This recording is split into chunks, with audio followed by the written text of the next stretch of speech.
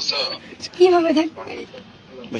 মন খারাপ করো না মা, আমরা তোমার সাথে আছি না সবাই?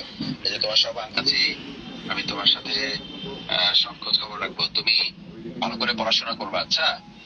তোমার পড়াশোনার যা খোঁজ খবর রাখা দরকার, তোমার পড়াশোনার সব খোঁজ খবর আমরা রাখবো। তোমার বই কিনে দিব, তোমার কাগজ কিনে দিব, তোমার কলম কিনে দিব, তোমার কালার পেন্সিল লাগলে সেগুলো কিনে দিব, তোমার টিফিন খরচ কি লাগে সেটা আমরা দেখবো, ঠিক আছে? আঙ্কেল, তোমার আব্বু আঙ্কেল, তোমার জন্য যা করতো আমরা সেগুলো তোমার জন্য সবটা করতে পারবো না, কিন্তু আমাদের যতটুকু সামর্থ্য আছে আমরা সেটা তোমার জন্য করে দেবো, আচ্ছা? আঙ্কেল, আমি কিচ্ছুই চাই না। আমি শুধু আমার বাবার এই সুষ্ঠু বিচার চাই। আমি কিচ্ছু চাই না। এটা এটা তুমি না চাইলেও এটা হবে। তুমি জানো যে তোমার ইতিমধ্যে 4 জনকে সম্ভবত গ্রেপ্তার করা হয়েছে, আরো গ্রেপ্তার করা হবে, এবং এটা বিচারের জন্য আমি অলরেডি বলে দিয়েছি চাচা, আমি এটা অলরেডি বলে দিয়েছি, পুলিশকে বলে দিয়েছি, এবং আরো হায়ার অথরিটি যারা আছে তাদেরকেও আমি কথা বলেছি। এটা বিচার হবে ইনশাআল্লাহ, তুমি নিশ্চিত থাকো, এটা বিচার হবে, ঠিক আছে?